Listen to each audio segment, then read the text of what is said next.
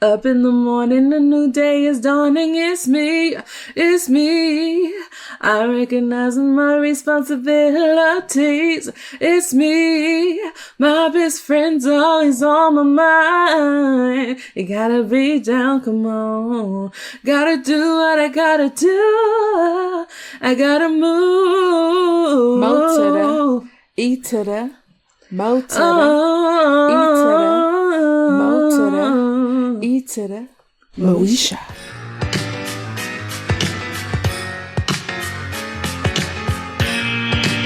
Hello, Home Slices, and welcome back to Sup Media Reviews. Season 2 is here, and we're kicking things up a notch.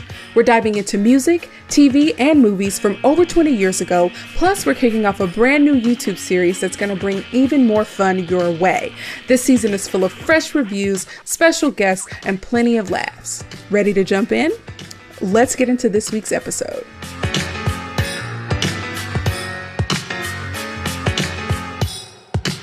What is up, Home Slices? I'm Kiera, the host of the Sup Media Reviews podcast, where we examine media that's 20 years old or older through a modern lens, and we ask the hard-hitting questions. Does it hold up today, and is it worth revisiting? And today, we're bringing you the final installment of our Black History Month series on the podcast. We're closing things out with a show that was truly the cornerstone of so many of our childhoods. Moesha. This iconic sitcom originally ran from 1996 to 2001, and it really was one of the defining Black teen and young adult shows of the late 90s. So today we're celebrating the 30th anniversary of the debut of this show. Now, I already knew that I didn't want to talk about this one by myself because Moesha it wasn't just a TV show. It was a series of cultural moments. So I brought someone with me who really gets it. So today I have a very special guest with me, a friend of a friend, Melanie. Say hi, Melanie. Hi, everyone. Hi. Now, Melanie is actually making her first ever appearance on YouTube. And while you may not know her yet, you might know her husband because I've collaborated with him on my channel before. He is Kenny Sparks of the Kenny Sparks and It Could Be Whatever YouTube universe. So he's a fantastic creator, reviews so many different things. So be sure to check him out. But Melanie, today it's about you, okay? I'm really glad to have you here because Moesha was made for thanks for having me. Yes, for sure. Moesha was made for little Black girls like you and me, okay? So I'm really excited to hear your thoughts today on this show that was, we're part of the core audience for it. So welcome to the channel. All right. Before we really get into the review, we got a few things that we got to cover first. Let's start with some fun facts, okay? Fun fact number 1, there are actually 4 different versions of the Moesha theme song. So, Melanie, do you have a favorite version? Are you an early season, late season theme song girl? So, I love season 2 and season, is it 5? Yes. Okay. The season 2 and season 5 version are my favorite. I don't know. It's just something about her, like being in Leimert Park, dancing and with the, the local musician playing his instrument while she's like dancing and stuff. And you get to see the looks of like the area, which is really cool. And then like season 5, I love because it kind of like focuses on like her loved ones in the background, like while she's like dancing, and it's super cool. Yeah. Definitely iconic, for sure. For sure, yes. I don't know. I think I like each version the same. I don't know. I like the more mature one where she was older and she's, spinning around and dancing and, the background is changing behind her. But I also really like the nostalgia of the earlier years where, she's hanging out with her friends and her dad's covering her face as she's checking out, a guy who's passing by. So I don't know. I like them both personally. But to me, there's only 2 versions, but to hear that there were 4 is very interesting. Yeah. Okay. Let's see. Yeah. All right. Fun fact number 2. So Countess Vaughn, who of course played Kim Parker, left after season 4 to star in a spinoff, The Parkers, which premiered in 1999. Mm-hmm. Now, personally, I feel like The Parkers was a show that either you loved it or you didn't. Melanie, did you watch The Parkers? Yeah. Were you a fan? So I did watch it as a kid. Mm-hmm. I really enjoyed it because when Kim had, obviously when she was in college and she had her band, Mm-hmm. like the songs that they would do were really good. Mm-hmm. And I think it was definitely groundbreaking because I don't really recall like two, beautiful plus size women having their own TV show Mm-hmm. and it not necessarily being,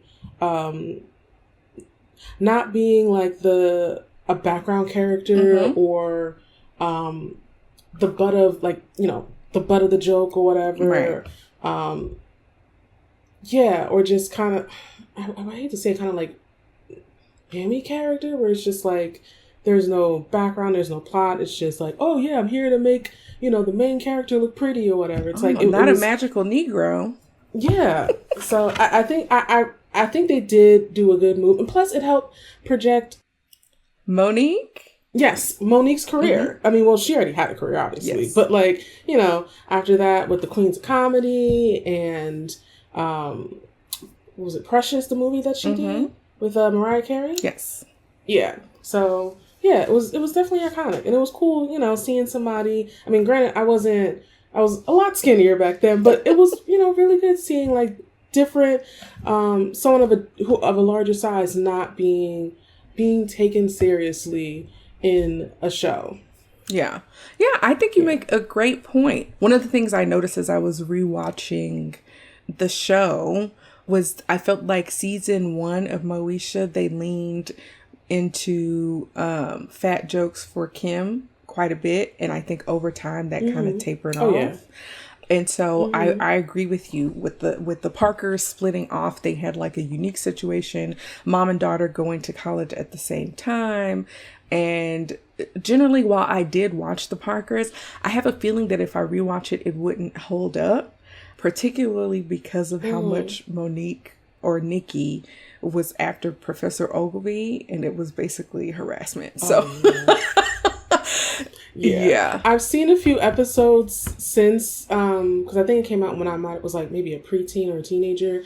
Yeah, it is like, girl, the man don't want you, leave him alone. Find somebody else. Oh my gosh. And now that I'm thinking about it, the fashion too was really good. Like they were always the hair slayed. Like you could not tell either of those girls anything. And if I'm not mistaken, I do remember Countess Vaughn, the woman who played Kim, saying that she got the show because they started realizing that she was really, really funny and well liked, I guess maybe by the folks behind the screen. Mm-hmm. And I guess that kind of led to them getting their own show.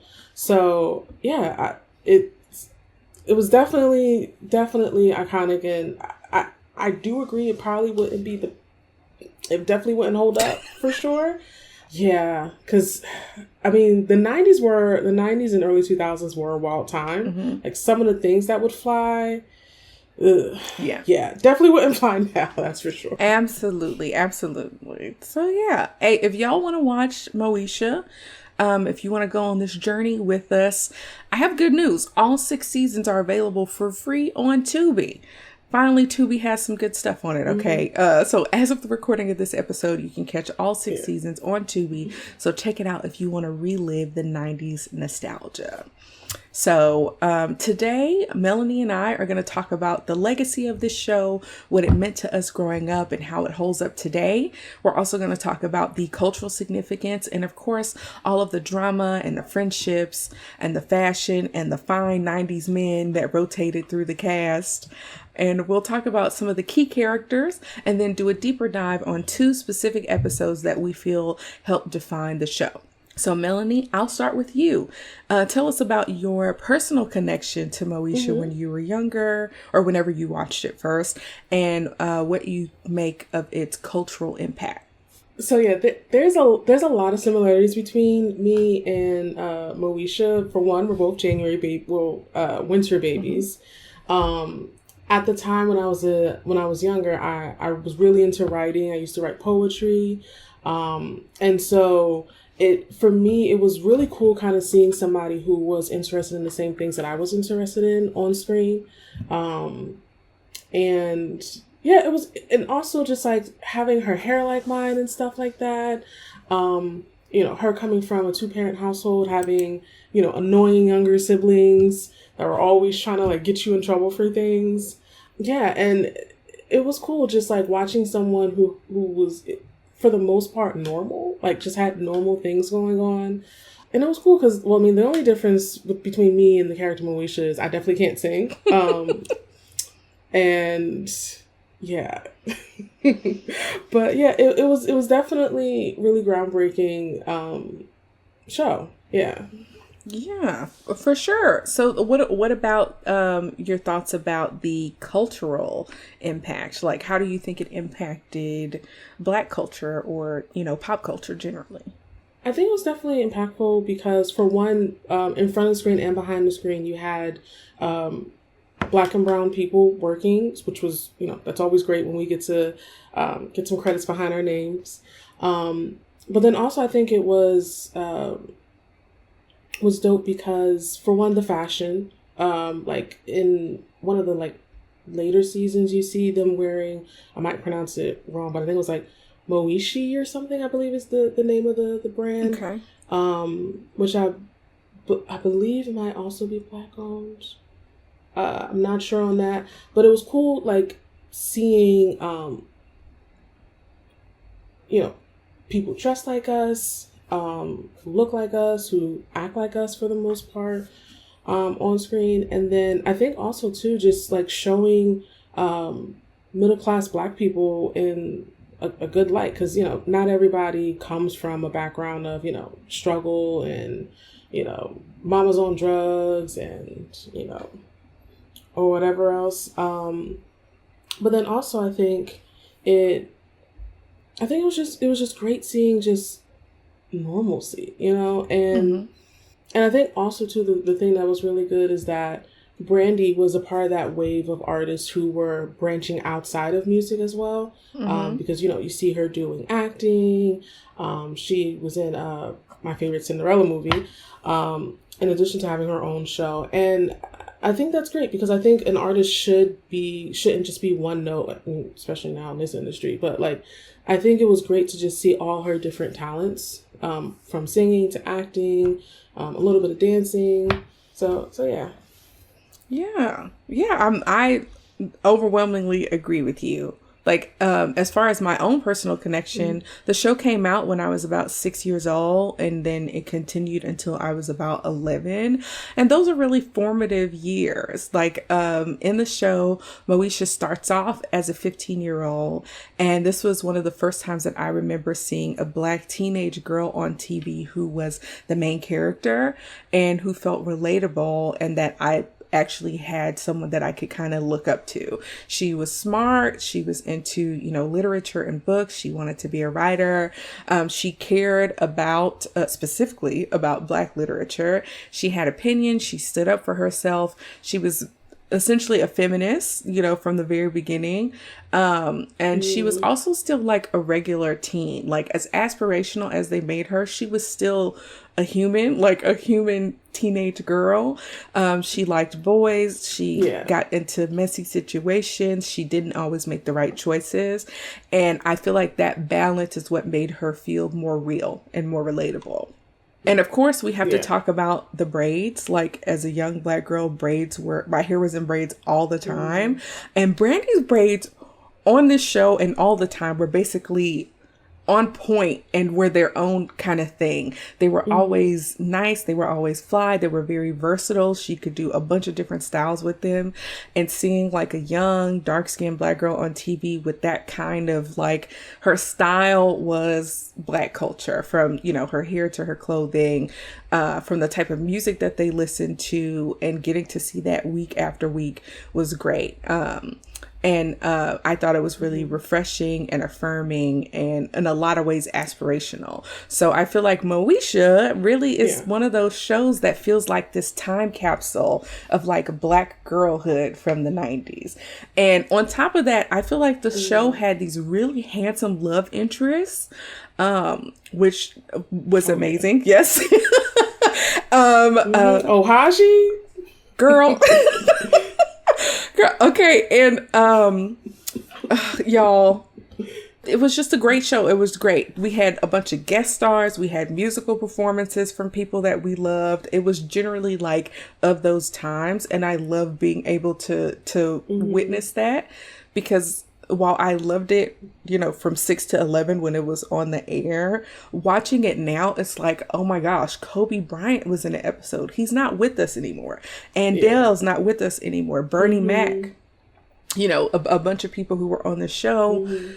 You know, Hakeem's, I can't think of his actual name right now. Lamont Bentley. There Bentley, we go. That's right. Lamont Bentley, yes. Also not here with us anymore. So just to get to see it now, it feels even more special personally. So the show was generally up with the times. And of course, I would be remiss if I didn't mention Brandy herself, who was already a star, right? She had already acted before on the show Thea, but that only ran for one season. She had an album out. She had, you know, great music. She had a great voice. She was leading her own show in a 2-parent household, dealing with everyday life. And during this show, like in addition to her filming and being on this show, the other stuff in her career was still happening in the background. She dropped Never Say Never, which is arguably one of her best albums. You know, we also got The Boy Is Mine, which broke records. She also played Cinderella in with Whitney Houston in the Roger and Hammerstein version. And she was just continuing to be the star that she was, in addition to being on this show. So, it's kind of a big deal. We love Brandy, and people call her the vocal Bible, and it's, you know, it's a big deal. So, and revisiting Moesha now is interesting, and I think it's a great way to close out our Black History Month series, especially after she and Monica ended their super successful Boy Is Mine tour. I didn't get a chance to see them on tour, which I'm totally okay with, but it, you know, was sold out. People loved it, and I thought it was wonderful to see them back together. Yeah. Wonderful to see them back together. I wish I did go, but it was just, well, last year I did a lot of concerts, and I was just like, okay, let's chill a little bit. But hopefully I'm going to see B2K in concert and maybe Joe. Oh my gosh. Because, oh my God, like I heard really good things about it though, especially when Kelly Rowland opened for them. Okay. But I'm just glad that they, it's kind of funny because when they had the verses, and I believe it was Gladys Knight and they told them to fix it.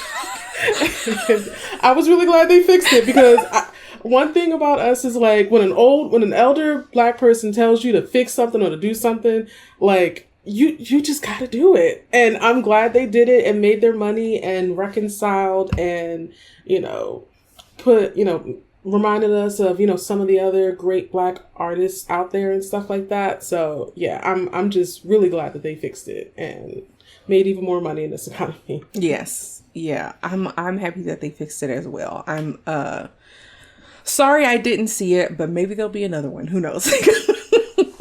The Boy Is Mine again. Yeah. I mean, there probably will be. Yeah. I mean, there has to be, like how, because usually when they make a ton of money, they'll want to do it again. So run it back. Yeah. Knock on wood. Yeah. We shall see. We shall see. Okay, cool. So with all that said, we're going to run through some of the key characters real quick just to set the stage and talk about some characters, because as we go throughout the episodes, not every episode that we're going to talk about includes all of the characters. So this will give us some time to talk about our favorite or least favorite characters a little bit before we dive into those episodes. And then as I'm going through, Mel, let me know if you want to chime in on any of these characters. But we'll get started, of course, with Moesha herself, who, of course, is played by Brandy. She is a part of the Mitchell family. She is your average teenager in the sense that she has friends and she's into boys and parties and, you know, she likes school and she's trying to find herself. But she's also kind of unusually responsible. She is smart, ambitious, wants to be a writer. She's into literature and she carries herself like she knows she has a future and she's really leaning into it. She's the oldest daughter, a big sister, and she's the one that's supposed to have it together, even when she is absolutely getting into messy stuff. Like she's getting into sticky situations quite often. Yes. And the show really lives and dies with Brandy's charm. It's so interesting.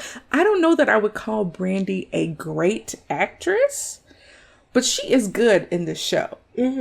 And she generally, when she does act, she does things that are within her range. So I think that this, of course, makes sense for her. And Brandy makes Moesha feel relatable and iconic at the same time. All right. Yeah, for sure. Cool.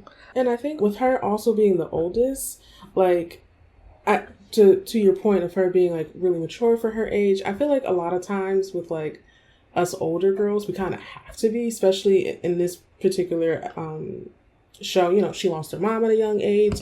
So, like, she kind of, in some ways, kind of had to grow up overnight to, you know, help support the family. Not maybe financially, but more so, like, emotionally and just, like, being there, making sure, you know, Miles had his breakfast and went to school on time and stuff like that. So, I think that also is what makes her relatable as well. Because, you know, there are so many of us who maybe our parents didn't necessarily want to make us maybe like the third parent, but I think that a lot of us can relate to, you know, making sure our siblings got on the bus on time, you know, maybe helping them make their lunches and stuff like that for the next day for school. So I think that's what makes her also, like, just so relatable.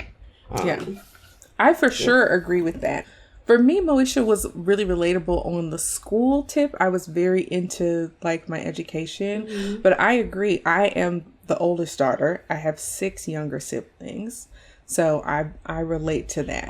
Like, it would have been nice if there was only one of them that I had to help take care of. But I definitely relate when it comes to being the big sister. Yeah.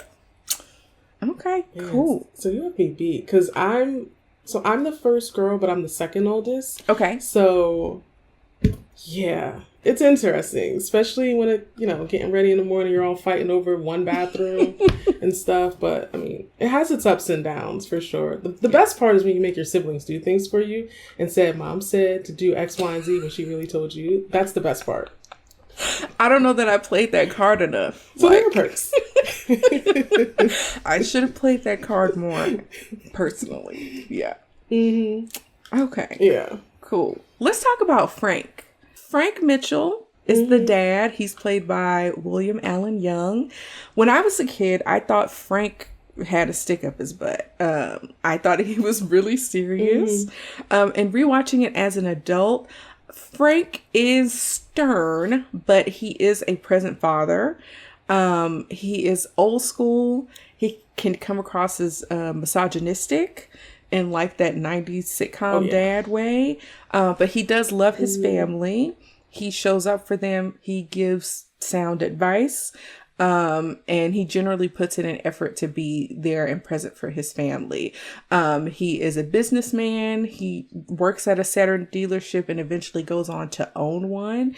And then he, you know, helps out in the community. So he ends up at some point winning an award for like Businessman of the Year or something along those lines. So Frank is an important pillar in the family, as well as the community. And some things happen along the way that question that a little bit, but we'll talk about that. We'll talk about that later. And Frank is married to Dee Mitchell, and Dee is short for Deirdre, who is played by the legendary Shirley Ralph. Dee, at the beginning of the show, is Frank's new wife, and the show kind of starts with them navigating the growing pains of becoming a blended family. Dee is Jamaican or has Jamaican roots. She's an educator, and she works at the high school that Moesha goes to. She's stylish, she's poised, she's nurturing. She balances out Frank's strictness with warmth and patience. And we slowly watch Dee and Moesha build trust over the seasons. And I feel like that's one of my favorite things about this show. As I have a stepmom. And so getting to see that arc, I thought was really good. And also Shirley Ralph face card does not decline. She still looks amazing today. You know, still a vampire on Abbott Elementary. It's crazy. Yeah. Of course, next up we got Miles Mitchell, who is played by Marcus T. Polk. He's the annoying little brother, but he's a great dancer. He's comic relief. He is oftentimes the pesky antagonist to Moesha, but he's always eavesdropping, catching Moesha in something, always being told to leave the room because the conversation is too grown for him. But he's also sweet and funny, and is a little troublemaker, but he does care a lot about his family, and every sitcom needs a Miles. Oh yeah. Heck yeah. And then we got Hakeem, who is played by Lamont Bentley. He is kind of adopted into the Mitchell family, basically. He is Moesha's childhood friend who is always at their house eating their food. He's goofy, he's lovable. And even though he's not the sharpest tool in the shed, he is family. And over time, he goes from being Moesha's, best childhood friend to being her love interest. So that's fun. See. We also have Kim Parker, who's played by Countess Vaughn. And, Kim, of course, went on to have her own spinoff show. But Kim is loud. She's funny. She's boy crazy. She's fashion obsessed. And I feel like a lot of the funny, the comedy part of the show, she kind of carries on her back throughout the seasons that she is on Moesha, which explains how she got the spinoff. But her delivery is so specific, like the way she says words, like I'm scared, like how she's hounding Hakeem. She also has an element of physical comedy as well. And even though she's heavier, it doesn't get in her way. Also, she wasn't big. I don't think that she was big at all. And people just made it, in the first season, they made it a thing, but it became less of a thing over time. I think she's just a great sitcom best friend. And I think that the show lost something when Kim went on to the Parkers, personally. Yeah. And then we got the other friend, Niecy Jackson, who's played by Shar Jackson. Niecy is also funny, also boy crazy, a little messy and gossipy, but she feels a little bit more grounded than Kim does. She cares a little bit more about school than Kim does. And she is, even though she likes boys, for whatever reason, she always likes the worst ones or like the lower quality boys, which I don't understand. She could just do so much better. Especially she could. I believe it might have been season 4 or 5 where she was dating someone that made a pass at Moesha or something like that, and he brought like a bridge between them. I think, if memory serves me correct, he took a shower and like put his leg up on like the bed or something like that. And I'm like, girl, we could do so much. Like, her face card does not decline. Like, you could have a quality, a good quality, wholesome man without him trying to hit on your friends or, doing all types of other weird, grimy things. Girl, come on. Yes. And that guy ended up playing Tariq on Sister Sister. That I can't think of that actor's name, but yes, she could do so much better. But I like Niecy's acting style. For whatever reason, it feels really natural, and it just makes her feel more real. I feel like Niecy is kind of underrated as a friend. I enjoy her. Of course, we also have Andell Wilkerson, who's played by Yvette Wilson. She runs the Den, which is like the teen hangout spot for the first 4 seasons of the show. She's the cool adult who gives advice and provides this safe third space, which, you know, third spaces are disappearing these days. But she serves smoothies, and she also is serving health food. I want to say it's vegetarian or vegan food that she serves there, which I think is very interesting in a Black-owned place in the 90s, which is kind of cool. And I feel like she is one of the characters who makes the world in Moesha on the show feel bigger than just the Mitchell household. So a lot of stuff goes down in the Den. So she's a really important person in the show. Almost and then the last character, third parent in a way, when you think about it, because she does give a lot of guidance to the kids and stuff, and at times, you know, she sees they're going through something like financial wise. Like give them a job so they could, you know, get a few extra dollars to help out their family, or just, you know, keep them off the streets. Honestly, we need more people like her for sure, especially today. Yeah, more third spaces. Yeah. So yeah, she functions similarly to, and I'm not gonna remember his name. I'm not sure if you watched Different World. The man who ran the I know he's talking. He's the older man. So I started season 1 and I was watching it, but I got really annoyed with Denise and her constant whining. Because I'm like, girl, your mama is a lawyer, your daddy's a doctor. Like school is paid. Like all you have to do is just focus on school, and you're doing everything but that. Like I wish my schooling was paid for by my parents, and I didn't have to do loans and all the other stuff. But girl, I was annoyed. But a friend told me, who like I guess had watched further on, said at some point she does leave and it stops being as annoying. So and it does. Maybe the show takes a turn. Yeah, the show takes a turn after the first season, and it takes a turn for the best. And what people remember and love about A Different World is basically season 2 forward. So yeah, if you want to give it a try, you for sure should. But yeah, Andell is the same kind of space that the man who ran their like mess hall kind of provided for the students. She provides here for for Moesha. And I don't like that they first off, we have multiple body representation across multiple characters in the show, including Andell and of course Kim. And then I don't like how they made Andell like difficult to have a man. Like I was like, she's beautiful. Are you kidding? Fine.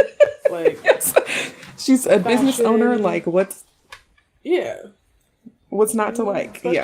Yeah, that was annoying to me. But besides that, I really love Andell. You know, R.I.P. to Yvette Wilson. And then rest in peace. Yes. And finally, my least favorite character, Dorian Long, who is played by Ray J, who is Brandy's actual brother. So we get introduced to Dorian as Frank's troubled nephew, and then with one of the most controversial plot twists in Black sitcom history, he becomes Frank's son. It blows things up, y'all, including the last 2 seasons of this show. And so people still talk about its impact on the show today, and we'll get into that a little bit later.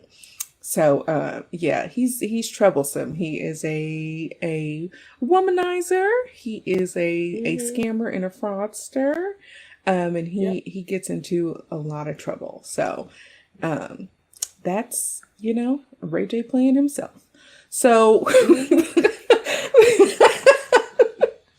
the last thing I want to cover is the rotation of fine men. I probably don't have them all here, but Moesha is famous for having a ridiculous lineup of beautiful young men that rotated through her life, and not even just her life. There's an episode that has Jonathan Wesley. I don't know if you know who I'm talking about. I feel like was that the episode where he came back, that really cute white dude with like the wavy Oh hair? no, that's Matt. That was Matt. Okay. Jonathan Wesley is the episode where they are there's some type of men's being men's club, and Kim and Moesha show up to be a part of it and help them plan a Jodeci benefit concert. Oh, is it Wesley Jonathan yes. or Jonathan Wesley? It is. It's Wesley Jonathan. Okay, Wesley yeah. Jonathan. I He? probably mixed those Wasn't up. he in was it Roll Bounce? Or Yes. He was in Roll Bounce. Yes. He was one of my favorite. Thank you. He was one of my favorite 90s dudes, and I was like, oh my gosh, he's in here. But it's just so many of them. We got Ohaji, who was played by the late Merlin Santana, who we also know as Bullethead, if you watched the Steve Harvey show. We have Jeremy, who was played by frickin' Usher. We had Quentin Q. Brooks, who was the longtime bad boyfriend from New York who stayed bringing the drama and tension. He's like not my type, but I get it. Let's see. Moesha, the white guy that she dated for one episode, his name was Matt, and he was played by Andrew Keegan. He was really cute. And then there were also these other guest stars that came on that maybe they weren't love interests, but was still amazing. Kobe Bryant was in an episode. Genuine was on the show. A guy named Marco, who was played by Dante Bosco, was in the show as well. So that played a major role in why I enjoyed this show. Yeah. So yeah. That's the world of Moesha. That's the key players. Melanie, when you think back on the show, are there any characters that stood out to you most? Ones that you really liked or that annoyed you? Anything along those lines? Miles, because in some ways he does remind me of my younger siblings, and of course Ray J's character, because it's kind of funny because I feel like even in like sometimes I feel like, you know how like sometimes your parents make you bring your siblings with you. You know, you don't want them there, and like it's like you always want them just to, for whatever reason, I guess maybe to get them out of your parents' ear. That's what Ray J kind of represents to me with this show. It's like, Brandy, like, do we really have to bring him here? Like, he's always getting into trouble. He's always doing something. He's steering Miles in the wrong direction sometimes, bringing over these gangsters and stuff like that into the house and stuff. So I think those two are the most iconic, just because, you know, I have younger siblings. I've also had to, like, you know, try and like help cover up some of the things that they don't get into as much trouble.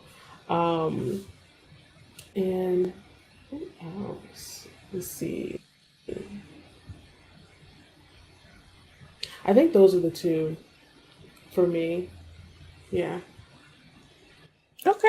All right, cool. Well, yeah, I was giving my opinion as we kind of went through, but I for sure mostly identified with Moesha for reasons that I mentioned before.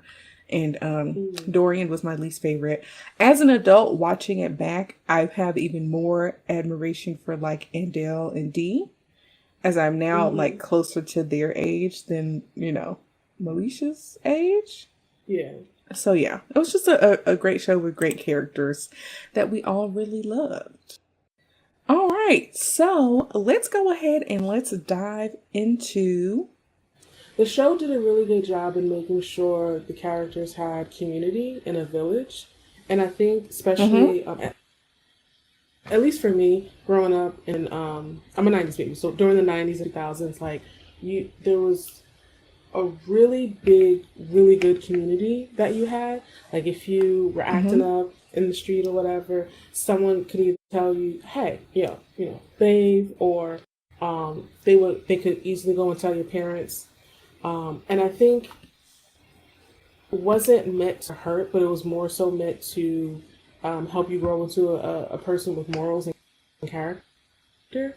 And I think that what makes the show is one of the things that makes the show so beautiful, because these adults truly care and they want the characters to, become great people and with great careers and stuff like that, and hopefully in turn do the same to the younger generation that comes up. So I think, to your point, I think that was a really good thing to bring up about both those two women.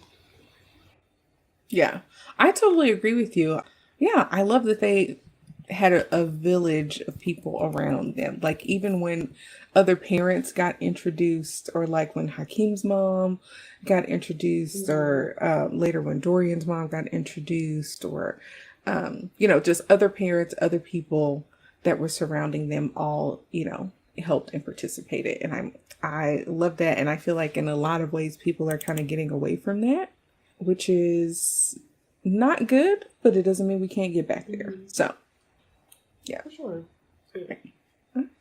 Awesome. Okay. All right. Well, let's go ahead and dig into our first episode. Okay. So we're going to do a deeper dive on season 2, episode 15, which is titled Mentor. So the episode starts with Moesha, Kim, and Hakeem being teens. They steal oranges from the yard of an older neighborhood woman named Mrs. Moss. And Moesha feels completely justified because Mrs. Moss took Moesha's ball when she was 6 years old. And Moesha has been holding on to that grudge for 10 years, which is crazy, but I love a good childhood vendetta. But Mrs. Moss catches on, tells Moesha's parents, and Mo gets sentenced to spend a week doing chores at Mrs. Moss's house as punishment. So Mo shows up, and right away Mrs. Moss is stern and sharp and irritable. And while Mo is mopping and poking around because Moesha's being nosy, she starts noticing all these little artifacts in the house. We got old radios, old phones, an urn with, Mrs. Moss's second husband in it. And then she finds something that completely changes, the interaction between the two of them. She sees signed photographs and notes from Harlem Renaissance legends. She finds connections to writers like Countee Cullen and Langston Hughes. And when Moesha recites lines from Harlem or A Dream Deferred, Mrs. Moss is actually like a little impressed. And that's when we start realizing that Mrs. Moss isn't just like the cranky old neighbor. She has history and stories that are of a particular interest to a young writer like Moesha. And she has lived through an entire era of Black art and culture that we still, of course, talk about today. So Mrs. Moss, who is played by the incredible Jeanette Dubois, reveals that she was around during the Harlem Renaissance working as a typist for writers like Zora Neale Hurston, and she had even had a published poem in a literary journal called Fire. And slowly this punishment turns into something else. It's basically like a mentorship. And the connection between these two Black women writers is really interesting as they are separated by, quite a few generations. But throughout the episode, we also see these hints that something is a little off. Mrs. Moss is forgetting things. She talks about going places that closed years ago. Her memory is slipping. And eventually, at a poetry reading at the Den, she stumbles over her own work and storms out, embarrassed and frustrated. By the end of the episode, Moesha returns to Mrs. Moss's home and is greeted by her grandson, Harold Moss, who is played by a young Clifton Powell. And that's when the truth becomes clear. Mrs. Moss has Alzheimer's. She doesn't remember Moesha. She doesn't remember the manuscript that Moesha was helping her type up of her novel. She doesn't even really recognize her own life anymore. And it's kind of heartbreaking. The episode ends with Moesha typing up Mrs. Moss's work, which was gifted to her, and reflecting on how much she learned in just 1 week and how important it is to not discard our elders because they carry so much history, wisdom, and legacy. So Melanie, you chose this episode for us to review, so I'm interested to hear more about why you selected this episode for us. Why'd you pick this one? For me, it was relatable. As a kid, so I have an older brother. So as a kid, we were typically one of three places: either the library, our grandparents' house, or home, which was the second or the third option was rare. And so it was usually either 2 to 3 days out the week we were at the library, and the other days we were at grandparents' house. And my grandparents, specifically my grandpa, they have rules. So we knew when we got there we could not watch TV. And they would have conversations with us about how things were back in their day. Sometimes we would play games, but a lot of the times they would have conversations with us. Most of the conversations with us were about history. If the TV was on, it was because we were watching some historical PBS documentary, or some VHS about, I don't know, like Black men in the military, because my grandfather was in the Air Force.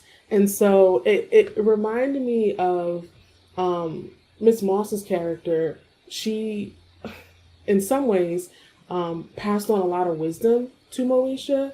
And so between the two episodes that I was thinking of, when I rewatched this one, I was like, oh yeah, no, I have to choose this one. Because on top of, always like having conversations about history and stuff like that, I would also read a lot because of the conversations they would have with us. I was always geared towards the African American section as a kid, and I would like check out like the maximum amount, read all of the books, and then like return them. And some of the people that I would read a lot of Elson. I would read like Zora Neale Hurston. Moesha talks about Their Eyes Are Watching God. That's actually like my favorite book of all time. Love Langston Hughes because I also used to write poetry as a kid, and A Dream Deferred is one of my favorite poems of his. And honestly, like my favorite era for African Americans is the Harlem Renaissance, because it honestly seems like a whole vibe, like from the clothing that people wore, how they styled their hair, just the creativity, no longer having to work the fields or be under a white person. Like Black people had the freedom to create, sing, write, dance, and just be themselves without having to, at least in certain spaces, without having to like worry about, can I speak freely in this space? Or if I walk out the house at this particular time of night, am I going to get lynched or something? Or I don't know, YouTube will let me say that, but unalived, So it was very much relatable. And also, I garden, so having the orange trees and stuff like that, relatable. I have a cherry tree that hopefully does, but it was very much relatable in a lot of different ways for me, this episode. Okay, I totally get that. Yeah. Yeah, and the other thing is, my parents and my grandparents would also always volunteer my brother and I to do like stuff for other elderly people like in the neighborhood, whether it was like if my grandparents wanted us to sweep up the leaves out on their front, they would also make sure we swept up their neighbors on both sides, because they were also elderly as well. So I definitely know the feeling of having to do things for elderly people, and not get paid for it. But I mean, it's honestly, the money doesn't necessarily matter in the grand scheme of things. Yeah. It's really about the lessons that you learned. Because I know for me personally, like I'm always like looking out for another person. And you have to, because like we mentioned earlier, like we need village, like we need the village, and we need to look out for each other and make sure everyone is doing well, because when one isn't and there's that breakdown, you know, it can, you know, crumble the entire village. So yeah, that's honestly why I chose the episode, because it was just so relatable. And it definitely resonated a lot with just my childhood and you know, some of the things that I'm interested in now. Yeah, for sure. I thought it was so interesting because this episode is a little unique in that it focuses mainly on just Moesha and this one other character that we never meet again. So I was really interested to hear more about why you selected it. Well, I did enjoy watching it, of course, and I feel like what makes this episode stand out is this is a really good example about Moesha being more than just a sitcom. There's like this generational connection. We talk about Black literary history, which is something that we don't often get from other non-Black media. It's about memory, dignity, honesty, even about regret. And that's my biggest gripe about this episode, is that the saddest part for me, in addition, of course, to her having Alzheimer's, was that she never believed in herself enough to fully publish her work. And that really bothered me. And I wish they would have emphasized that a little bit more. And she was like, content more or less to be in proximity to greatness, but her fear kept her from stepping into being the poet or the writer that she really wanted to be. And then life happened and her memory faded and time essentially ran out. And I'm like, I wish we really got a harder lesson about going after the things that you wanted, because you can't let fear stop you from creating the life that you want, because, you know, tomorrow isn't promised. So to me, that was my takeaway from this particular episode. Yeah. And I also really love I think how... that is a good go ahead. Point. Just because, like, in the one section of the episode, I'm looking at my notes. Like, the writers did a really good job with the Langston Hughes poem, A Dream Deferred, because there was a line in there where the mother is talking. I'm sorry, wait, not that part. It was not A Dream Deferred. It was the poem Mother to Son. Because the line in there that I feel like really sums up the episode is don't sit down on the steps, when the mother's telling her son to don't sit down on the steps. And I feel like that line was Miss Moss completely, because when she was reading the poem at the den, I was like, I want more. Like, where's the rest of the books? Like, where's everything else? And like you said, she let her fear keep her from doing more with her gifting. And I feel like Miss Moss sat down on the steps because there's another portion of the poem where it says, like, it would look like kinder hard. And I felt like it was comfortable for her to dim her light. And, you know, just be the cute little editor or whatever, when it's like, yo, like, your name could have been synonymous with Zora and Langston and all these other great poets and writers. And, like, you kind of made yourself small. And I feel like even for, and kind of maybe getting a little bit ahead of myself, but like, even for today, I think it's relatable, because I think that sometimes as women, we're kind of told to like dim our lights and to play the background so other people look good. And it's like, no, we have gifts and talents and things of that nature and things to contribute to the world. Like, we should let those things shine.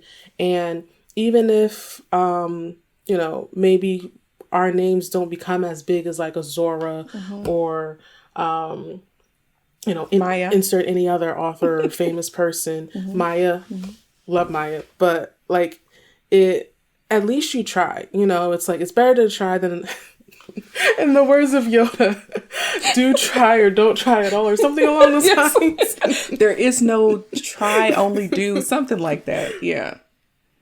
Something along those lines. But less verbs.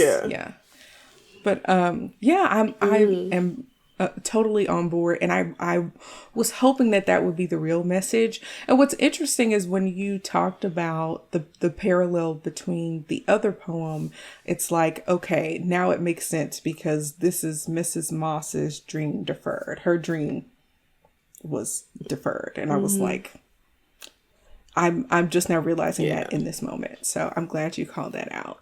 But yeah, I think that this episode also does like a good job of showing how we use Moesha's character as like a bridge into Black cultural history. And I think by making Moesha a writer, the show kind of naturally introduces younger people to Langston Hughes, the Harlem Renaissance, spoken word, other poets, and other like art forms. I think even Iyanla was on the episode, like, which I freaking love Iyanla, but it's just really interesting how they use that as her background as a way to introduce people or to platform people. I think it's great. And I think it's educational without being preachy. And so seeing like these two women using their love of art as a bridge between their generations was a lovely evolution, even if it ended in like a really sad place. So I liked this episode a lot. And of course, I enjoyed seeing Willona, who is such a beautiful woman. I don't know if you watched Good Times, but I loved her on Good Times as Willona. Yes. And they purposely made her look older in this episode, which I wasn't a big fan of the makeup, but oh yeah, no, the last scene, I mean, it worked out because like, so when we first see Mrs. Moss, like it's bright, like the background is bright, there's really good lighting, but in the end, when they did what some shows typically do when a Black person comes on their show, and they mess up their makeup, like that's what it looked like. But like when I like kind of stepped back a little bit and looked at the scene and looked at the background and like how the walls looked and the lighting, like for one, it was darker, but it also kind of made sense because this is the moment in which Moesha finds out this person that, she hated in the beginning and now looks up to. It kind of sets the scene and lets us know that, hey, something really bad is going to happen because it's at night. And then also her walls were kind of like a very light color, but now they look a lot darker, and it's kind of like what's the word for it? It essentially just sets the tone and lets us know like, hey, some really bad stuff is going to happen, and that's why it's a lot darker. And I think that's why her makeup was also darker and looked really bad, and it made her look so much older than what she did in the beginning. Yeah, I think that that's a good point. I think another thing about this episode that like hit closer to home for me is because I actually have a grandmother who's currently experiencing Alzheimer's. And I'm sorry to hear that. Yeah. It's she lives in a different state from me, so she's not necessarily close to me and I can't visit her as much as I would like. And like this kind of hit home for me a little bit. So watching Mrs. Moss forget Moesha, it hit me in the feels. So this particular episode really, like, I enjoyed it. It was sad and I could relate. So I felt like this particular episode combined all of the kind of good things that we get from Moesha. We get a little bit of comedy. There are a few laughs in there. We get a little bit of culture. We get some substance and we get some relatability. So this episode represents like the good stuff about Moesha. And now we're going to talk about some of the bad stuff. For Moesha as we move on to our next episode. Because she was wildin'.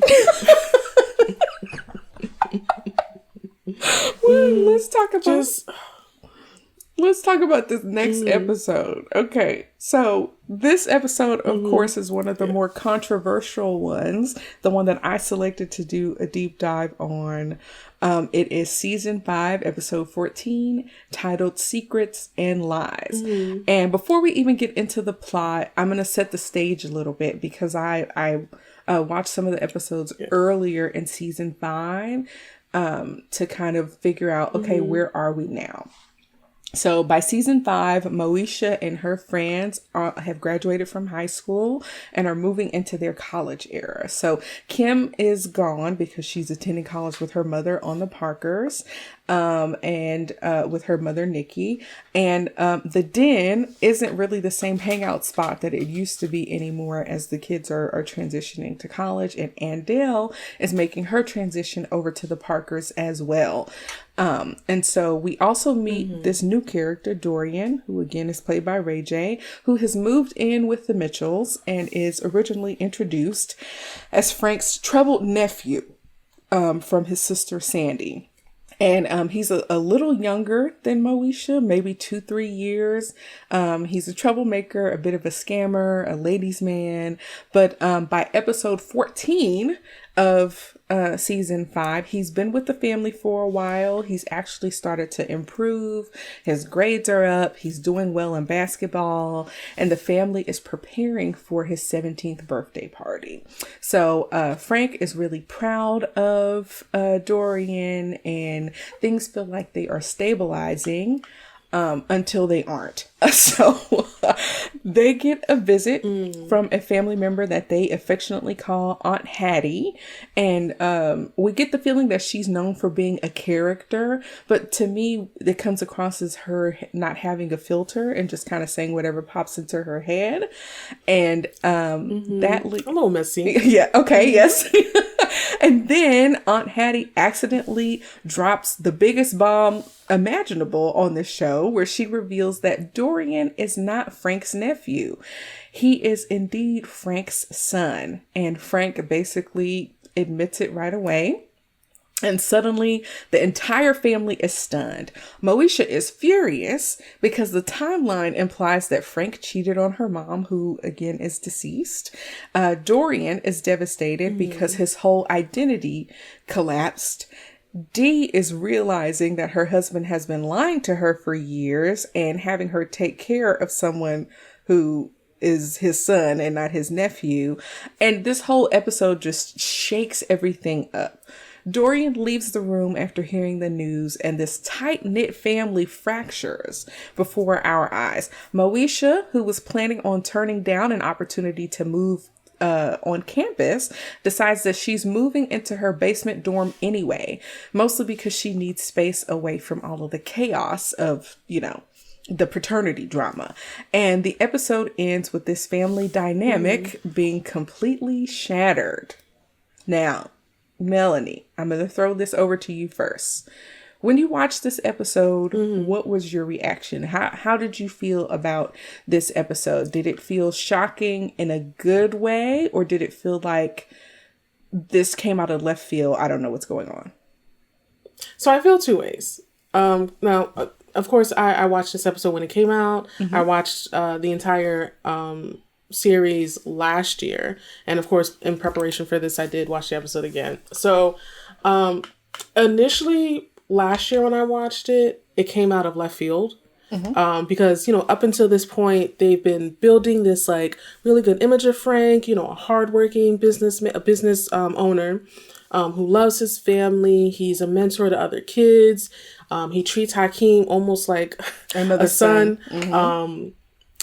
Yeah. And like he is just, an overall a good, father to his kids, and just an overall good human being. But then it's like this comes in and it's kind of like, this is kind of left field. And I remember watching an interview that Cheryl Lee Ralph did where she talked about this particular episode and how like, I know she hated this episode, and I believe maybe the rest of the cast was kind of on the same mindset, because in a way he was kind of almost like an Uncle Phil in a sense, from the Fresh Prince of Bel-Air. Like, and I feel like in terms of Black men in media, like we do need good, positive characters on screen. And that's what Frank was. And to kind of just lump him in with he cheated and, he did his wife dirty and he had an outside baby and he, threw away that baby and all this other. It was just kind of like, I didn't like how this episode in a way kind of tarnished his reputation and our feelings and ideas towards Frank, being like one of the good guys in a way. And watching it yesterday, I was I was feeling kind of like, here we go again, you know. Yeah, I have a lot, like, in preparation, because I remember, you know, all the episodes that follow. So, like, I know this episode was the hardest for me because I feel like it's hard to talk about this episode without talking about all the other things that kind of followed afterwards, in a way. Because, like, I don't like how I mean, granted, they did explain everything in all the other episodes, but it was kind of just like, yeah, Frank cheated. We're not going to give you the explanation this episode. We're just going to, like, space it out across, you know, the rest of the season. So, yeah, it was just, yeah. But watching it yesterday, it made me think of some other things that were kind of messed up about it. And I guess we could, in this conversation, you know, talk about it a bit later. I don't want to get ahead of myself. But, yeah, I did not like this episode at all. At all. Yeah. Yeah, I hear you. I mean, for me, I also am in my head holding space for multiple things when it comes to this particular episode. On one hand, this is undeniably dramatic television. And then on the other hand, this twist just feels like a bomb that they just dropped directly on the foundation of the show. Like, Frank Mitchell was always positioned as this kind of moral, upstanding pillar. He's hardworking, he's responsible, he's a present father, and for the most part, he would be like an upstanding Black TV dad archetype. And this storyline is what stops us from thinking of him in the same light as Uncle Phil or Carl Winslow, or, you know, even Damon Wayans in My Wife and Kids, which I freaking love that show. But anyways, I feel like this is what stops us from naming him as, you know, classic Black dad, right? And so suddenly we find out that he has been maintaining a 17-year lie. He's not just hiding a child. He's hiding child support arrangements.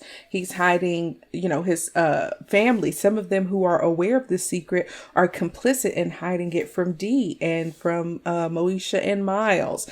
And he has an entire secret son living in his own house and not being honest about it. And so for me, it's like, should this have happened to Frank? Should this have happened on this show? Because it feels like it's completely antithetical to the aspirational family dynamic, right? We have a family, like you mentioned earlier, that's not struggling or living in poverty. No one is on drugs, and you know, any of those kind of struggle archetypes or tropes that we often see, right? And so now he is a part of a trope because he's a cheating man who's lying, lying to his family about, a family secret, a major family secret. And it just undercuts everything that the show kind of represented. So in that way, I feel like it's awful that they would take this type of trajectory. But also I recognize that stuff like this happens to people for real.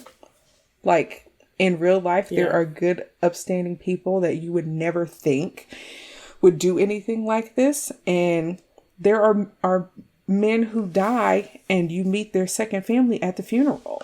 And it's like this stuff really does happen. And so and so, I know someone like that where, he had a second family. They lived down the block, which is like that's the typical crazy older Black man thing to do, which is it is. Why do they live down the block? It's wrong either way. Yes. But you couldn't have them in the next town over or something. So that way I could literally be playing with my sibling. Yep. And not even know. Or dating your sibling. A mess. Mm-hmm. Yeah. All the Netflix documentaries about people dating their siblings and not even knowing because the dad was a Rolling Stone. Mm-hmm. Yeah. Mm-mm. Yeah. And so on one hand, it's like, yes, you are tarnishing what the show was built on. And this is something that's realistic and that happens in families every day. So you're maintaining the relatability for certain people.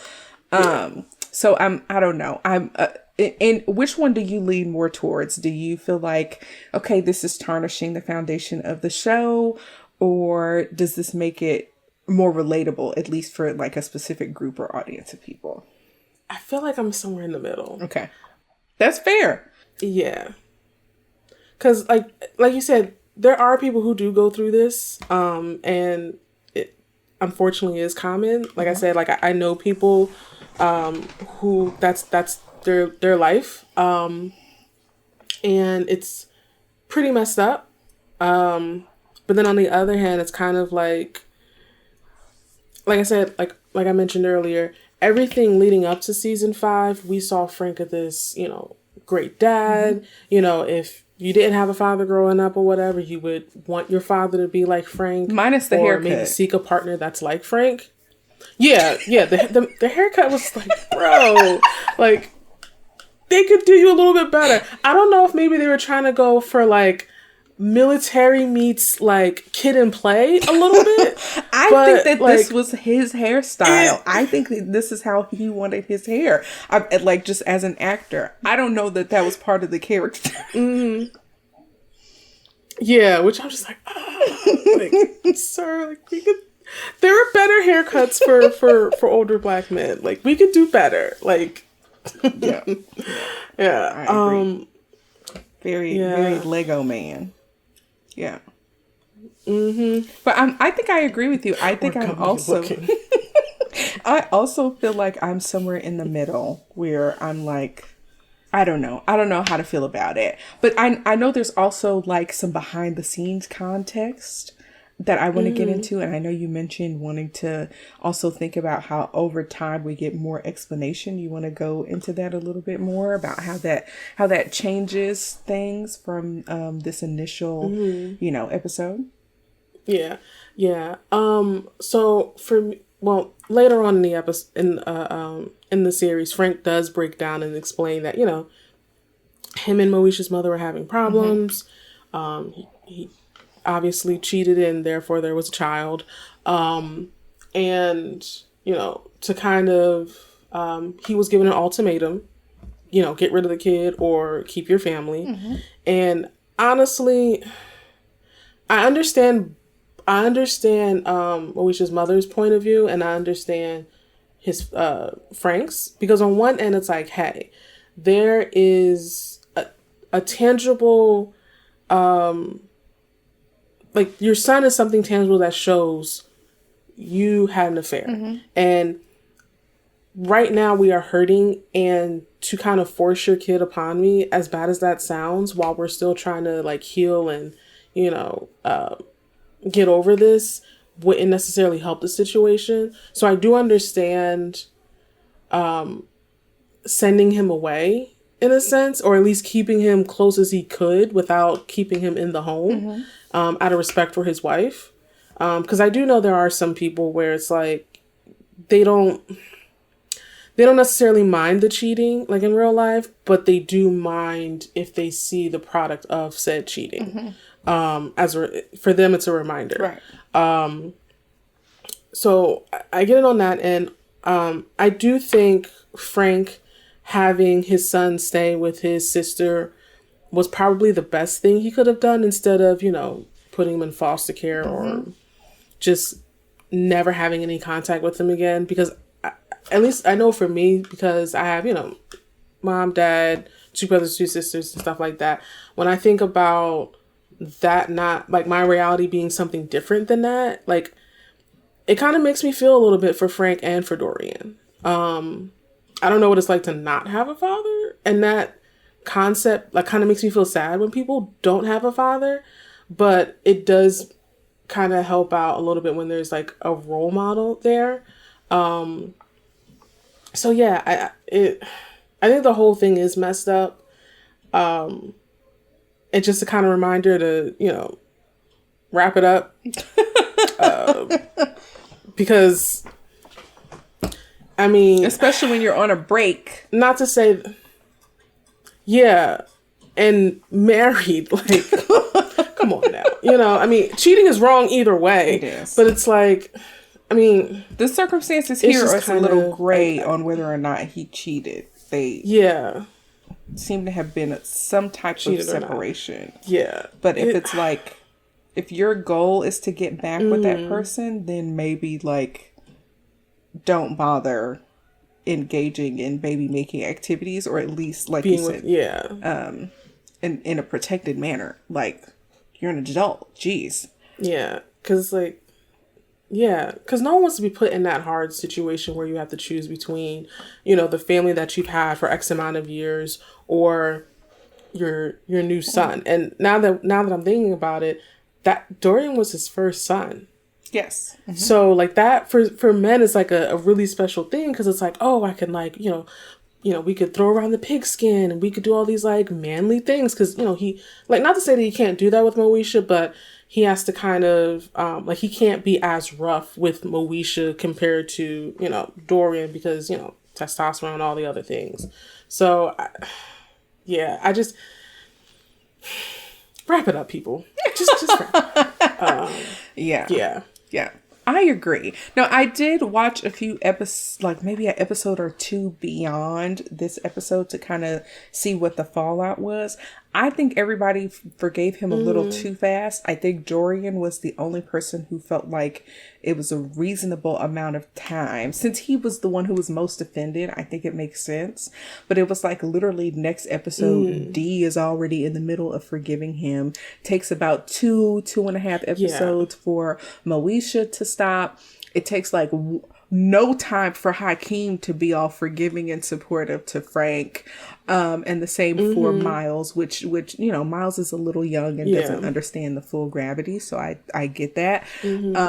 As a person who has, I ain't gonna tell nobody's business, but as a person who has some intimate knowledge of a similar situation, I'm a grudgy kind of girl. And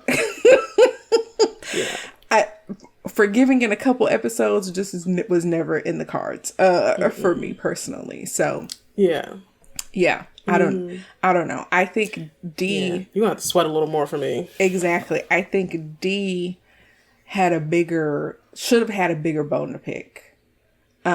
Because you mentioned earlier to lie to her for that long. Yes. Yeah. I mean, to lie to her for that long, I feel like if anybody was owed the truth, it was her, right when he was courting her. So that way, and let her know, like, hey, this is a secret. Like, please don't tell my kids or anybody else. Because for her to find out at the same time as the kids, I feel like that's inappropriate. And also it leaves room for the kids to then, you know, create, cause division within the marriage. And it's like, you and your husband should be a united front. And then, you know, y'all discuss, do whatever, and then come to the kids. But that was just foul, honestly. And Aunt Hattie is still messy for that. Like, I think she knew. I don't think so. And then for her to be like, oh yeah, I'm sorry, I thought y'all knew. I'm just gonna go to the hotel because I feel much safer. Girl, you just caused this whole mess and then go wash your hands and then walk away. Nah, you come back here. Like, She knew. I think she just slipped. I think that she just slipped because she mistook him for Miles, which I think is an honest mistake. She hadn't seen them in a long time. She sees a boy in the house and thinks it's Miles. And then when she's surprised that it's actually Dorian, I think it just slips out like, oh my gosh, you finally did the right thing by your son. And they're like, excuse me. Frank could have played it off. I think that he could have, but he was just kind of tired of the lies by that time. And I don't know. Yeah. It's a lot because Frank had 17 years to tell the truth. And if you think about it's, if I'm doing the math right, by the time Moesha and Miles's mom passed away, Moesha was about 12 years old. And if the mom was the reason why he had to send him away, it could have been an opportunity for him to integrate him into the family before Dee came into the picture. And while Dorian was still more impressionable and didn't have to get into all the trouble that he ended up getting into. So there were opportunities for him to do the right thing, and so for things to come out in this way, like you said, was inappropriate and bad and all of that stuff. I personally want to say that Ray J ruins everything. I feel like Dorian's arrival to the show is like a glitter bomb going off, because once he shows up, the last 2 seasons of this show stop feeling like the Moesha show and start to feel like the Dorian show, which is annoying to me, because everything becomes colored through his character arc. He's the one getting into trouble. He's committing fraud. He's womanizing. Here's the paternity issue that destroys the family. Here's Frank trying to make up to his family for lying and making up for lost time with Dorian. Here's Dee, who's forced to swallow this insane, story.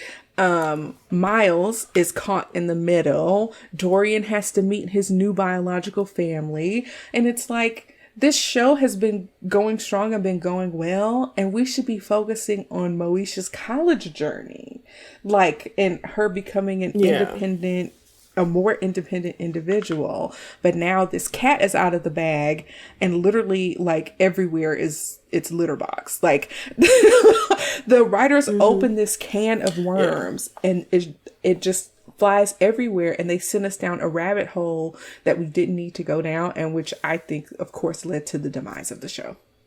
And interestingly enough, I think it is a pattern, because one of the shows that I watched last year was also One-on-One. Okay. And the last season with Ray J, and just I didn't know Ray J was on One-on-One. Yuck. I didn't care for One-on-One, but I didn't realize he was on. That's crazy. Yeah, it's spoiler alert. It kind of ruins everything that Kyla Pratt kind of stood for in this, certain decisions that she made for herself. Oh, you said One-on-One? I don't know why I thought you said half and half. I enjoyed One-on-One, but I love half and half. I'm watching half and half now. Okay, I wasn't a big fan of half and half. I didn't really get into it. But One-on-One, I did watch. I just maybe not the last episode or last season. Okay, now I'm back on track. I'm sorry, I was thinking of the wrong thing. Mm-hmm.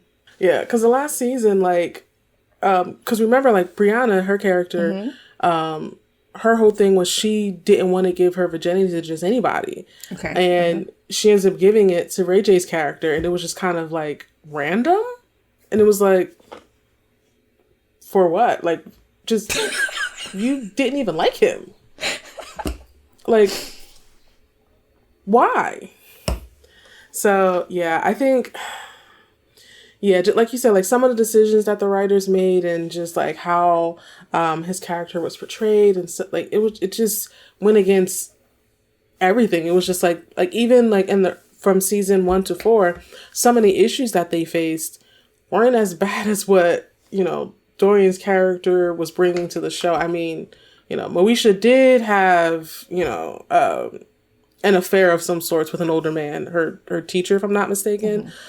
But again, she wasn't out here scamming and bringing pressuring, almost joining a gang or whatever, and it was just that's a little sus, Ray J, or Dorian, it's a lot. It's I mean, what can we expect from the man and now that who brought us the Kardashians? I mean, which I'll never forgive him for that. Just, yes, everything. Because it's I mean, when you think about it, they copy Black women, and granted, I understand, but it's at least give credit where credit is due, Yeah. That's annoying. Yeah. Okay. Well, yeah. Well, I feel like it's obvious why I picked this particular episode. And so I did a little digging because I wanted to know what was going on in the background. Because when we think about sitcoms, and we think about Moesha for the first 4 seasons, each episode pretty much can stand on its own, right? Like it's its own story, it's its own point in time. Once we get to season 5, it switches to more of like a soap opera, where like there's an extended storyline that flows through the rest of those last 2 seasons. And so it's a change in format. And I'm like, what's going on in the background? So I did a little research.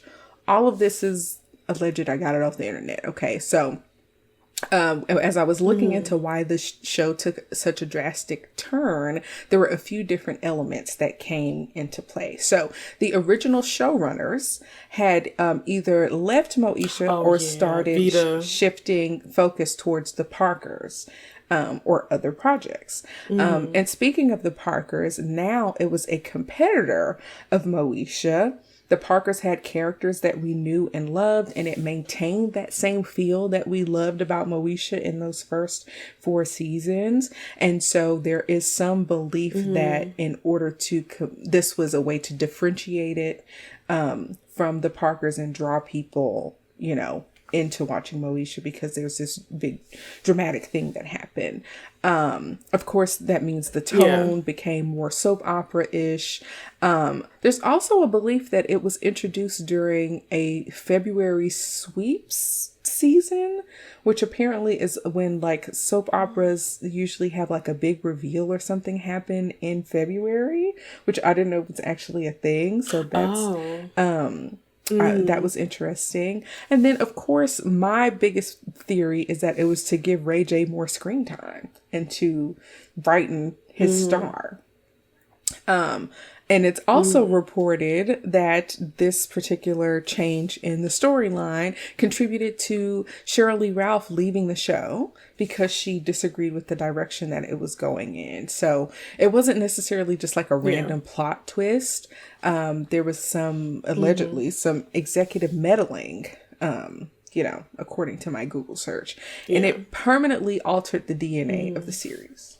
Oh, yeah, for sure. Because like you mentioned, at least with the episode that I chose, one of the things that I did notice was that the episode was directed by Mary Ellen Jones, who worked on The Fresh Prince of Bel-Air and The Wayans Brothers. It was written by Sarah Feeney Johnson, and Vita Spears was also another person who wrote it, and then and was the showrunner. And then it was created by Ralph Farquhar, I believe is how you pronounce the last name. But with this episode, it was directed by Henry Chan, who is a Chinese man. And then I was having trouble trying to figure out the races of James E. West II and T. Smith III. It was really weird for whatever reason. Like, yeah, because I feel like one of them is black, but I wasn't able to really confirm. Because I know when I mean, granted, they have common names in a way, like West and Smith. I mean, I did find almost sound made up. Social media. I believe it might have been, I think it might have been T. Smith III, I think. I was able to find an Instagram page, but I don't know if that was truly him. It was just, you know, him and his wife celebrating their anniversary and stuff. And then I did see some images of them at like plays and different events and stuff like that, like Hollywood events and stuff. Okay. So I think it might have been him, but I'm not 100% sure. Yeah, but like you said, I think that might have also played a part into it as well. Yeah, and then I do know, I believe it was Vita Spears, who was the showrunner. She actually got fired. I believe, at least definitely by the 5th season for sure. So that probably, like you mentioned earlier, probably played a part in the show being a lot different than it was the first 4 seasons. Yeah. But I mean, the good thing is, I mean, some of the people the people that I did mention, they did work on notable shows like The Cosby Show, Girlfriends, and The Parkers and stuff like that. So yeah, I think there definitely is probably some truth to that, where like some of the core people who worked on it transitioned to The Parkers or other shows. But understandable, but it definitely did kind of suck, because I do know, if memory serves me right, I believe Countess did come out at one point and said that when they were kind of like transitioning her into the Parkers, there was a little bit of jealousy between her and Brandy, because I guess maybe she allegedly felt like, oh, like you're a background character, you need to be in the background. And granted, I believe they were both teenagers. I believe, Countess, they both were teenagers at the time. So, a little bit of cattiness and stuff like that. But obviously, now they resolved it. Yeah, I remember hearing back when, the show was on that they actually did not really care for each other, like, even though they were best friends on the show. So I remember hearing those stories. Yeah. Yeah. Well, I hope they're good today. I mean, if Brandy and Monica can fix it, then I'm sure. I'm sure can. Yeah, that's for sure. I'm sure Moesha and Kim can fix it. Yeah, because that verse is when she said that Monica pulled up to her hotel and knocked on her door. I was like, oh, so the song is true. Like, what was it? Break down your door and smack your chick or something like that. Oh, I'm like, okay, Monica really about that life. That's so funny. Yes. Yeah. Mm-hmm. But yeah. I mean, this particular episode, of course, is, super controversial. And, like I said, being split between, yes, this is something that can happen in real life, but then, marring Frank's reputation. I don't think it was worth sacrificing Frank's character and the identity of the show. Yeah. So, yeah.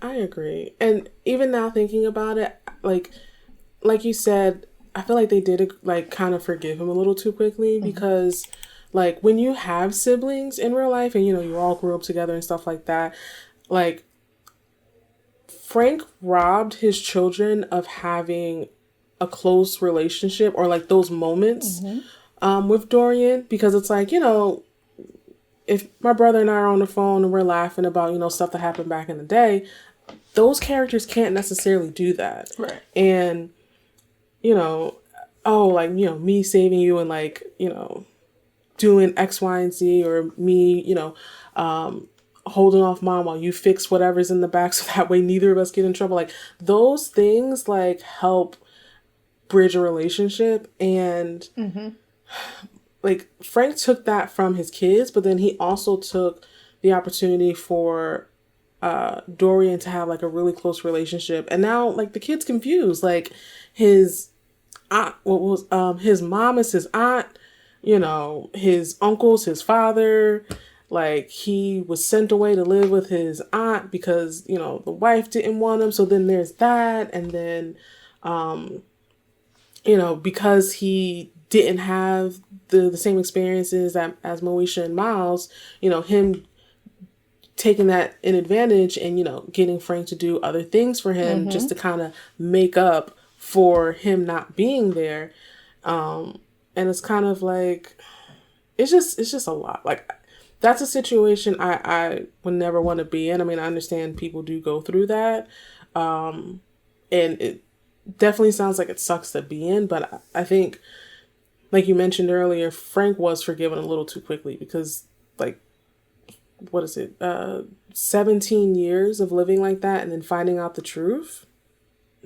Like, that's not going to be an episode or two to just a forgiveness, Yeah.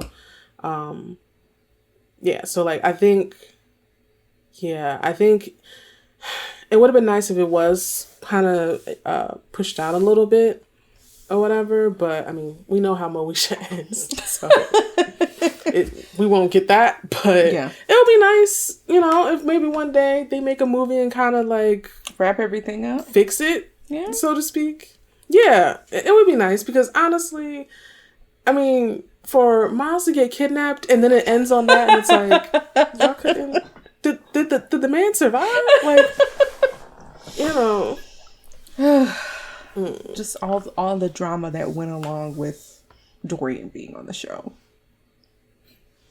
Yeah, just being a troublemaker. We go from Moesha, who's, worst offense is sneaking out of the house, to Dorian being in jail with a person and then getting a favor from that person and, oh, you owe me now? Or what is this? This is not the Dorian show. We don't care. Yeah. Yeah. I don't know. They really should have focused more on Moesha and like her college endeavors and stuff like that. I agree. Because those episodes when they did, like those scenes was really good. Like, you know, the rest of the family should have kind of been in the background a little bit. I agree. More so, but it's Mo to the E to the, not Do to the Rian. It's not.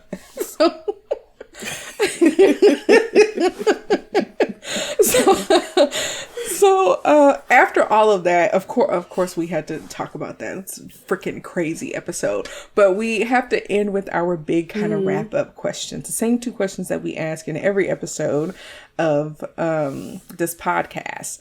Does Moesha hold up today, and is it worth a rewatch? Melanie, what are your thoughts? Yes and yes. Okay. I think the core of Moesha is Black excellence, and it very much is, you know, village, achieving your dreams, working hard to get to whatever it is that you want to accomplish, and from the fashion looks to the hair to the things that they discuss, they all are relatable to today. Like even with the episode that I chose, it's relatable because, you know, as like I mentioned earlier, as women, sometimes we dim our lights to make other people look good, or we're told to dim it and not do too much, or go for the spotlight or whatever. And no, there's room for all of us. Like, you know, and even with like the episode you chose, Secret and Lies, like it's relatable because there are people like you and I both know people who this is their life. Yep. And as if one was to continue watching the entire 5th season, maybe there are things within the 5th season that could help them kind of maneuver that type of situation. So it is very much relatable. Definitely stands the test of time.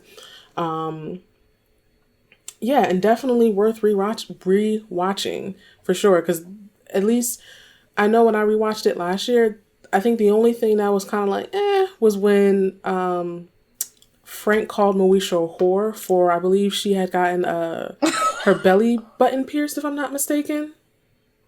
Yeah. And it was like, since when does a piercing make you a whore? Frank.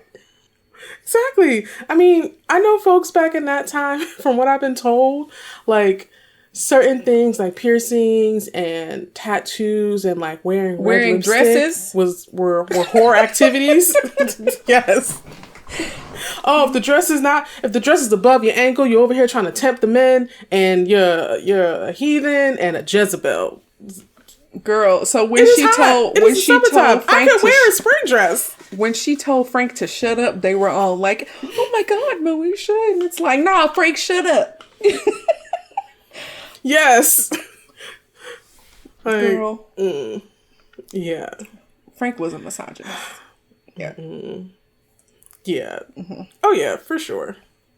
Yeah. But he's redeemable, I think. Not yeah. He means well, kind of. Apparently they want us to at least want us to believe that he's redeemable, considering how fast everyone forgives him, and how even though he wasn't always physically present there for Dorian, he made sure Dorian had what he needed, and that he occasionally traveled up there to, you know, go to a recital or a game or something like that. And it's like, yeah, giving someone presents to replace your presence. They don't equate. They're not equal. Like being there for someone is way more impactful than, oh, let me buy you some Clippers tickets because, you know, you did well in school, or, oh, let me offer to get you a new car or whatever by the time you turn X age because, you know, no, like kids want you to be present for them. They don't want, I mean, presents are nice, but they'd rather have the person. agree. And because I mean, at the end of the day, like if you were to pass, all they have are the memories, because, you know, presents will at some point fade away, get broken, damaged, lost, whatever.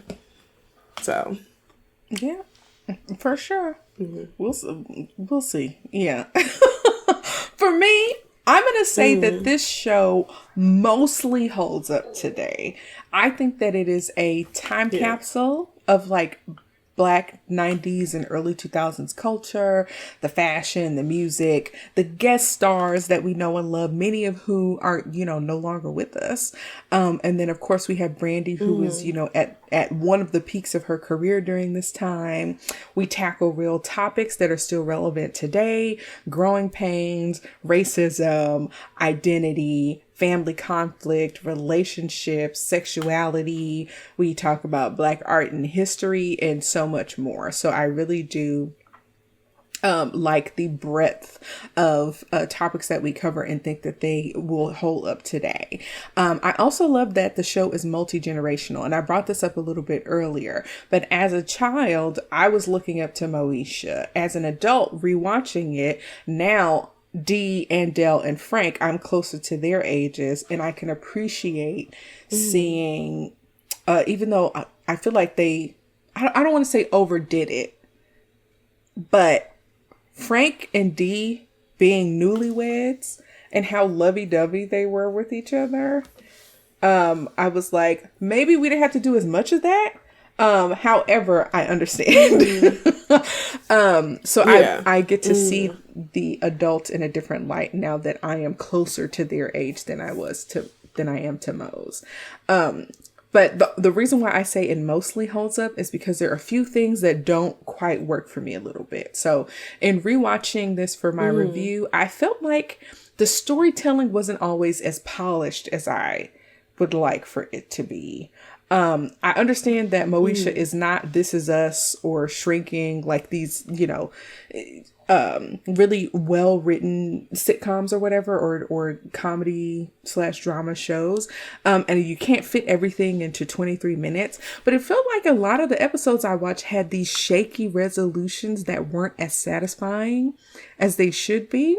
And I felt like, of course, with the plot twist of Dorian's, paternity, the last 2 seasons are not only less enjoyable than they could be, but it puts us in a space where the show ends up getting canceled before we get answers to really important cliffhangers. And that said, I feel like while the good outweighs the bad, those couple of things are like dings against it a little bit. So for the most part, I think it holds up. And as far as it being worth a rewatch, I'm going to say yes. Especially if you're a 90s kid, I think it is still funny. I think it's very nostalgic. I think in some ways it feels comforting. I think if you rewatch it, you'll have a good time, but you'll maybe notice how our standards for storytelling have changed a little bit. But I think it's a comfort rewatch, and it's something that I could like put on and fall asleep to. I feel like a lot of people do that with shows like Golden Girls or something along those lines. I think that this would be a good show to put on as you're winding down and going to sleep for the night. As long as the volume is lower, because some of that 90s transition music is cacophony. It is like discordant. It sounds like a train wreck. Like it sounds like a car accident. And I'm like, what were we listening to in the 90s? Oh my gosh, the heavy bass and like the just Like okay. Yeah, those noises. I was like, oh, like, come on. Yeah. Well, okay. All right. Any final thoughts before we move on to talk about the ratings? No, well, watch old school Black sitcoms. You'll be surprised what you learn and see. And like you mentioned with Golden Girls, I started watching Golden Girls because Kid Fury from the Read kept talking about it. I'm like, well, let me see what he's talking about. And honestly, like some of these shows, it's like hilarious and it's good to kind of see how things were back then, as you mentioned earlier. So yeah, definitely go back and watch some of them. Some of them are on Tubi. Girlfriends, as was mentioned earlier, is on Netflix. I think The Parkers is still on Netflix, I believe. Sure it's possible. I know they were last year. They might have went to Tubi, possibly. but half and half is on Plex TV. That's what I'm currently watching now. So yeah, go back and watch, kind of the shows that made us in a way, and see why some of us 90s kids are the way we are and things. Yes, exactly. And also examine like what doesn't work today. Like there are certain things that happen that it's like, that's not going to work. The Hey Professor Ogilvy, that's not, that won't fly today. The same way it won't fly with Urkel harassing Laura for 9 seasons or however long it was. So, yeah. Yeah. I think that's a great PSA. Okay. All right, cool. So let's talk about the ratings. Before we officially close out this review, I always like to end with a quick look at some of the ratings. And since Rotten Tomatoes is not very good with ratings for television shows, I went to IMDb for this one. So according to about 4,500 reviews on IMDb, Moesha currently sits at a 6 out of 10. Melanie, what do you think about that rating? And if you had to rate it yourself, what would you give it out of 10? A 6 out of 10 is way too low. For one, it's like, really? That's wild. I think if I was to rate it now, I would probably give it like an 8.5. Okay. Mainly because I think a lot of the, like you said, the topics discussed were very wide range, and I think there's nothing new under the sun. So those issues that they faced on the show, in some ways, are still relevant to today. Obviously, a few different changes and things of that nature. But I think overall, it still holds up. The positive Black characters are always a great plus, and it is always great to see the work that Shirley, Ralph, and other actors have done in the past that led to them being on shows like Abbott Elementary and things of that nature. So yeah, no, I think an 8.5 would be great. I think the minus 1.5 or so is partly because like you mentioned, some things do change in terms of like lighting and just like how scenes are staged and stuff like that, as well as some of the language used to describe disdain for something that someone has done. And of course, as mentioned, opinions and perspectives do change over time. It's not necessarily really their fault, but it's like, things change over time. So yeah, I think an 8.5 is pretty good for Moesha. Okay, cool. Yeah, for me, I think just for the culture, it needs to be rated higher than a 6.0. I went a little lower than you at a 7.7 out of 10. And so for me, those last 2 seasons were so bad. And if you think about it's 6 seasons, so a third of the show is not good. So to me, it's like, we gotta knock it down a little more. And I think it's frustrating because this show falls into a long line of Black sitcoms, especially on networks like UPN, that were really important to the culture and had loyal audiences. And when it came time for us to get resolution, they never got a proper finale. We don't know what happened with the Wayans brothers. Like there's a lot of shows that we didn't get closure on, and we didn't get a satisfying ending to. We will never know if they ended up retrieving Miles after he was kidnapped. We don't know if Moesha and Hakeem moved in together. We don't know who was pregnant on that last episode of season 6. And so I feel like the show shifted from being this grounded family sitcom into this crazy soap opera that had crazy things happening, and I blame Ray J. But it just really changed the identity. It's always Ray J's fault. Yes. But it changed the identity of what made Moesha special in the first place. And that, for me, it's so egregious that I can't push it into the 8s, personally. So, yeah. But those first 4 seasons, of course, were really strong. I love the representation. I love seeing a young, dark-skinned Black girl at the center of her own coming-of-age story. And I think the family dynamics and the cultural impact really mattered. So, you know, I can't rate it too low. Yeah, I mean, it's still a passing score. It is. So, it's very close to a B. Pretty close. Mm-hmm. Yeah. Yeah. All right. Well, before we wrap up, I want to give a super special thank you to my guest today, Melanie. Thank you again for joining me for this discussion. It's been a really good discussion and really fun hearing your perspective and realizing that, you know, this show kind of lives in our hearts in very similar ways. And I know this is like your first time being on camera on YouTube. I think you did a great job. And I'm really happy that your first on camera experience, it was spent talking with me about a show that we really care about. So before we get out of here, is there anything you want to say or share with the audience or any final thoughts on the show? Well, first, definitely subscribe and comment on Kiara's videos. Thank you. And yes, support, you know, your local Black podcasters, for sure, because there's plethora out there. As far as my final thoughts on the show, watch it, of course, because it's Brandy, and Brandy's an icon. Mm-hmm. Yeah, I think those are the final things for me. Okay. All right, cool. Well, all right. To everyone listening, thank you all so much for hanging out with us for this review of Moesha here on Sub Media Reviews.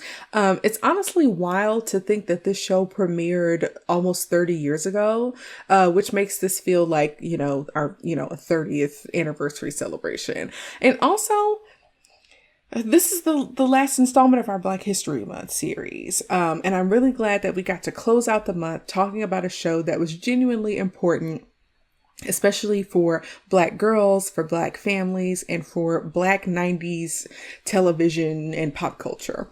Now, I want to hear from you.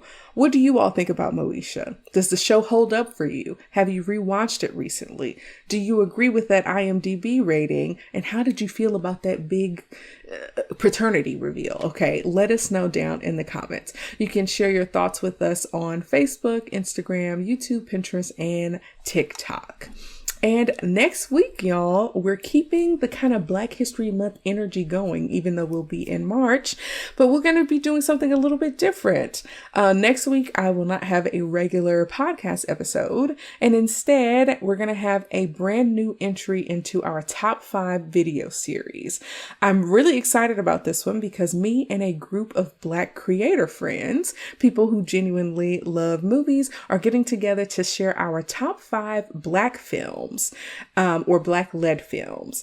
And let me tell you, this is going to be different from any of the other top 5 videos that we've done before, because usually I have maybe a guest or two, but this time I have more guests than you can count on one hand. So it's going to be chaotic. It's going to be passionate. It's going to be fun. I can already feel the debates getting intense. So make sure you are subscribed and make sure your notifications are on because you do not want to miss them. Thank you again for listening and peace out. Thanks so much for tuning into this episode of Sub Media Reviews. New episodes drop just about every week, and our brand new YouTube series is coming your way. So make sure you follow us on YouTube, Instagram, Pinterest, and Facebook so you never miss a thing. Got a movie, album, or show you think we should review? Send it our way. Until next time, keep watching, keep listening, and just chill till the next episode.